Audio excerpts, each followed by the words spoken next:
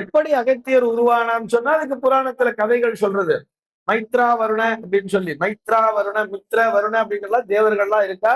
அந்த தேவர்களுக்கும் இந்த ஊர்வசி அப்படிங்கிறது தேவலோக அந்த பெண்ணிற்கும் பிறந்தவர் தான் அகத்தியர். அது ஒரு குடத்திலே அந்த எனர்ஜியை வந்து அந்த குடத்துல வச்சு அந்த குடத்திலிருந்து வெளியே வந்தவர். அதனாலதான் அவருக்கு பேர் குடமுனி அப்படிங்கிற மாதிரிலாம் சொல்லுவார் அகத்தியரை. அவருடைய பெயர் காரணத்துக்காக சொல்றேன். அவரை பற்றி என்னென்ன புராணங்கள்ல இருக்கு அப்படின்னு சொல்லி பார்த்தோம்னா, நம்முடைய இரு பெரும் இதிகாசங்கள் ராமாயணம், வால்மீகி ராமாயணத்திலும் சரி, கம்பராமாயணத்திலும் இருக்கு அவரை பற்றிய குறிப்புகள். ராமாயணமும் அவரை பற்றி பேசுகிறது, மகாபாரதமும் அவரை பற்றி பேசுகிறது. அப்போ ராமாயணம் நடந்த யுகத்திலையும் அவர் வாழ்ந்திருக்காருன்னு நமக்கு தெரியறது. திரேதா யுகத்திலையும் அவர் வாழ்ந்திருக்கார். மகாபாரதம் நடந்த துவாபர யுகத்திலேயே அவர் வாழ்ந்திருக்கார். என்னென்ன காட்சிகளெல்லாம் அவரை பற்றிய குறிப்புகள் வர்றது அப்படின்னு சொல்லி பார்த்தோம்னா, ராமர் சீதை லட்சுமணர் எல்லாம் காட்டுக்கு போறா இல்லையா, அந்த குகனுடைய ஆசிரமத்தை கடந்து அப்படியே வரும்பொழுது அகஸ்தியருடைய ஆசிரமத்திற்கும் சென்று அங்கே தங்கி ஒரு நாள் அவர் வீட்டிலேயே தங்கி அகத்தியர் அங்கே அஸ்திரங்களை ராமனுக்கு அஸ்திரங்களை தந்தாராம். இந்த அஸ்திரங்களை எப்படி பிரயோகப்படுத்த வேண்டும் என்று சொல்லி அந்த அஸ்திரங்களுக்குரிய மந்திரங்களை ராமனுக்கு உபதேசம் செய்து அகத்தியர் ராமனுக்கே அஸ்திரங்களை தந்தவர்னு சொல்லிட்டு ராமாயணத்திலேயே குறிப்பு இருக்குன்னு சொன்னார். அப்போ அகத்தியருக்கு அஸ்திர வித்தைகளும் தெரியும் இல்லையா. அப்போ அகத்தியருக்கு அஸ்திர வித்தைகளும் நன்றாகவே தெரிந்திருக்கிறது. சரி, வேற என்னென்ன வித்தையெல்லாம் அவருக்கு தெரியும் படிச்சிருப்போம் நம்ம. இல்ல சினிமா, அகத்தியர் சினிமா இருக்கும் பாருங்க, யூடியூப்ல கூட கிடைக்கும், டிவில எல்லாம் அடிக்கடி போடுவா. ராவணேஸ்வரன், பக்தியில் சிறந்த ராவணேஸ்வரன் சொல்லிட்டு முந்தா நாள் கூட நம்ம ராவணேஸ்வரனை பத்தி பார்த்தோம். சிவபக்தியிலே மிகவும் உயர்ந்தவர் அப்படின்னு சொல்லிட்டு தன்னுடைய நாதத்தினாலே சிவனையே மயக்கியவர். அந்த வீணை நாதத்திலே அத்தனை பெரிய ராவணேஸ்வரனையே அந்த வீணா கானத்திலே இந்த வீணை வாசிப்பதிலே ராவணனையும் வென்றவர் அகத்தியர். போட்டி வருது, ராவணனுக்கும் அகத்தியருக்கும் போட்டிங்கிறது வர்றது. அப்ப அதுக்கு சாட்சியா எழுத்தாப்புல ஒரு மலையே வச்சிருக்கா. யார் வாசிக்கும் பொழுது அந்த மலையானது கரைந்து உருகுகிறதோ, ஒரு மலையே உருகுதான், கல்லும் கரையுமான்னு கேட்பா இல்லையா, அந்த கல்லே கரைந்து யார் வாசிப்புல உருகுதோ இவர்கள் தான் போட்டியிலே வெற்றி பெற்றவர்கள் வரும் பொழுது அந்த போட்டியிலே அகத்தியர் வீணாகானத்தை வாசித்து ராவணேஸ்வரனால கூட ஜெயிக்க முடியல, நரம்பெல்லாம் அறுந்துதான் போறதே தவிர இவர் வெற்றி பெறுகிறார். என்ன காரணம்னு சொன்னா அகம்பாவம்ங்கிறது கிடையாது, நான் தான் பெரியவன்கிற எண்ணம் கிடையாது. இறைவன் ஒருவனே எனக்கு துணை, என்னிடத்திலே இருந்து இறைவன் தான் என்னை செயல்படுத்தி கொண்டிருக்கிறான் அப்படிங்கிற ஒரு தன்மையை அகத்தியர் கொண்டிருந்தார். நம்மளும் என்ன பண்ணணும், ஏதோ ஒரு சண்டை வர்றது, பிரச்சனை வர்றது, பக்கத்தாத்திலே கூட இந்த சண்டை போடுறோன்னே வச்சுப்போம், நீ பெருசா நான் பெருசாங்கிற ஒரு ஈகோ தான் அங்க வந்து நிற்குமே தவிர உனக்குள்ளாகவும் சுவாமி தான் இருக்கார், எனக்குள்ளாகவும் சுவாமி இருக்கார், ரெண்டு பேர்ல யார் ஜெயிச்சாலும் சுவாமி தான் ஜெயிக்க போறார், ரெண்டு பேர்ல யார் தோந்தாலும் சுவாமி தான் தோங்க போறாங்கிற அந்த மனப்பக்குவத்தை அகத்தியரிடமிருந்து நாம் கற்றுக்கொள்ள வேண்டும்ங்கிறது இந்த இடத்துல நம்ம புரிஞ்சுக்கணுங்கிறதுக்காக சொல்றோம். ஒரு ஈகோ, ஒரு பிரச்சனை, ஒரு சண்டை அப்படின்னு சண்டைதான் மனுஷன் இருக்காது மாட்டான்.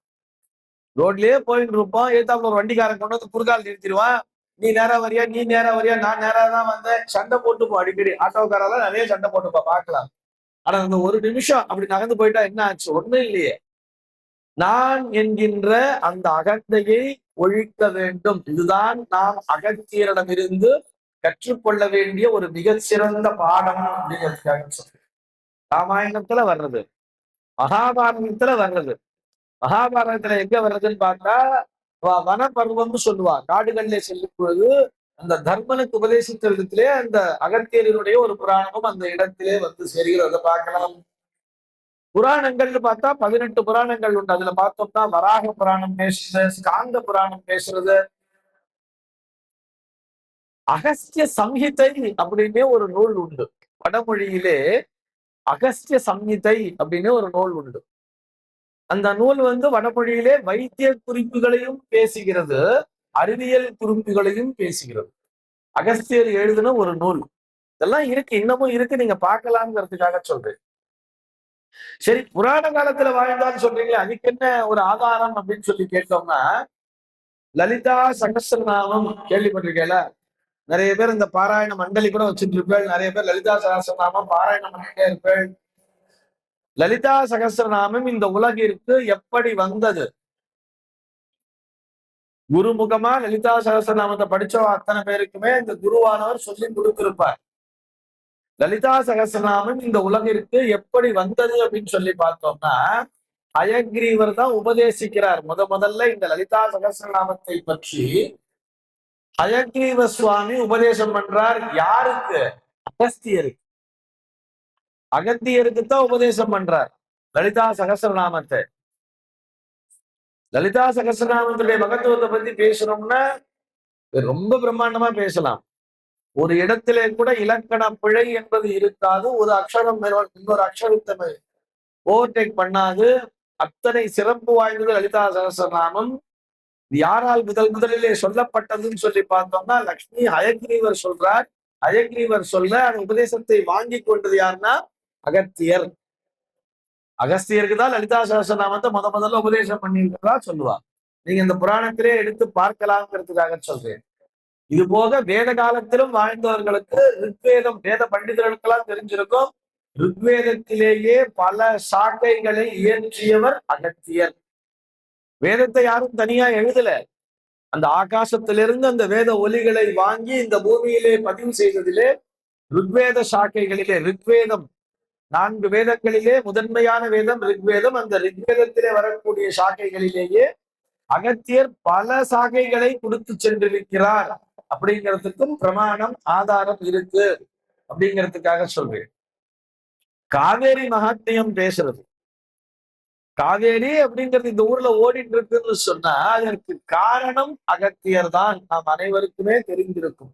அதற்கு ஏன் காவிரின்னு பேரு? ஏன் Kaveri? What is mean by Kaveri? Agathiyar என்ன பண்றார்? சிவ பூஜைக்காக தன்னுடைய கமண்டலத்திலே கங்கை நதியை கொண்டு வந்து கொண்டிருக்கிறார். கங்கை நதியில தீர்த்தத்தை, கங்கா தீர்த்தத்தை கங்கை நதியில ஸ்நானம் பண்ணிட்டு கங்கையிலிருந்து தீர்த்தத்தை கையில எடுத்துட்டு வரார் அகத்தியர். எதுக்கு? சிவ பூஜை பண்றதுக்காக. அதை எடுத்துட்டு வந்து அந்த குடகுமலை ஏரியா அங்க கொண்டு வந்து வச்சுட்டு அவர் அந்த சந்தி பண்ணிட்டு இருக்கும் பொழுது, மாலை பொழுதுல அந்த அனுஷ்டானத்தை பண்ணிட்டு இருக்கும் போது ஒரு காக்கா வந்து என்ன பண்றது? காகம் வந்து அந்த கிண்டியை தள்ளி விட்டுறது. அந்த கிண்டியில இருக்கிற ஜலம்தான் பிரவாகம் எடுத்து அப்படியே காவிரி நதியாக நமக்கு கிடைத்ததுன்னு சொல்றார். அங்கே காகமாக வந்தது யாருன்னு பார்த்தா ஒரு சிறுவன், ஒரு சின்ன பையன் திடீர்னு அந்த இடத்துல வந்து நிக்கிறான். காக்காவில இருந்து திடீர்னு உருமாறி நிக்கிறான். இவர் உடனே ஓடிப்போ என்ன பண்றார்? கோபம் வர்றது, தலையில போய் கொட்டுறார் அந்த பையன் தலையில. பார்த்தால் விநாயக பெருமானாக உருமாறி இருக்கிறார். உடனே சிவசிவா தப்பு பண்ணிட்டேன்னு சொல்லிட்டு உடனே என்ன பண்றார்? தலையில குட்டிக்கிறார். பிள்ளையார் தலையில நம்ம கொட்டிட்டோமேன்னு சொல்லிட்டு அவர் கொட்டிக்கிறார். அன்னையில இருந்தா பிள்ளையார் கொட்டிக்கணுங்கிற பழக்கம் வந்ததுன்னு சொல்லுவார். காகம் வடிவிலே வந்து அந்த கிண்டியை தள்ளிவிட்டு அங்கே அந்த நீரானது விரிந்து பறந்து திரிந்ததால் அதுக்கு காவிரின்னு சொல்லி பேரு.